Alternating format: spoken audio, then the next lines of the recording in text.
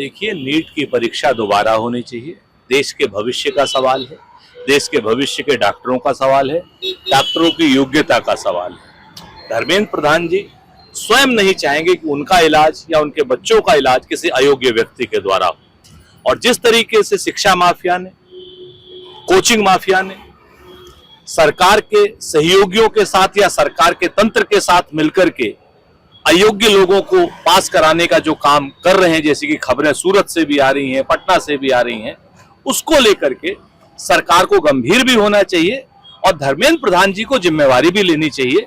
अगर वो जिम्मेवारी लेने की जगह इसमें सफाई देते हैं तो कहीं ना कहीं वो पाप के भागी भी होंगे, श्राप के भागी भी होंगे और देश के भविष्य के साथ गद्दारी भी करेंगे। ये भारतीय जनता पार्टी और संघ की सत्ता की बंदर बाट की लड़ाई है। सत्ता हाथ से जाती देख करके अब ये सत्ता के सारे संसाधनों पर कब्जे की लड़ाई है, लूट की लड़ाई है और कहीं ना कहीं सरकारी संस्थानों में अपने लोगों को बैठाने की लड़ाई है। इस लड़ाई में कौन जीतता है ये देखना होगा, लेकिन लोकतंत्र हार रहा है, देश का संविधान हार रहा है, देश के नागरिक हार रहे हैं और बहुदलीय लोकतांत्रिक व्यवस्था पर गंभीर प्रश्न चिन्ह खड़े हो रहे हैं।